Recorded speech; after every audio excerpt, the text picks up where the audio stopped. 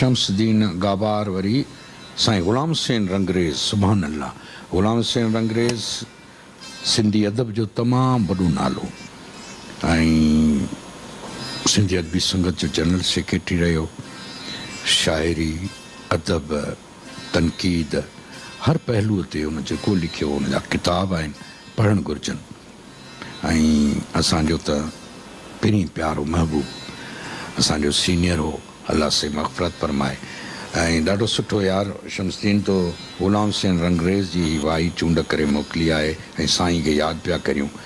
राति जो पहर पोयूं थियो तूं न आहीं दर खुलियो ई रहियो। सार जा सप ॾंगींदा रहिया वार तुंहिंजा वंगींदा रहिया। ख़्वाब नेणनि टंगियो ई रहियो तूं न आहीं दर खुलियो ई रहियो।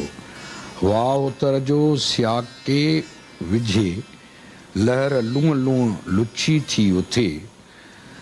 चंड चेटीअ चढ़ियो ई रहियो तूं न आहीं दर खुलियो ई रहियो। जाग पेई या मुंहिंजे पले राह तुंहिंजी या वेठी झले। लोक सारो सुम्हियो ई रहियो तूं न आहीं दर खुलियो ई रहियो।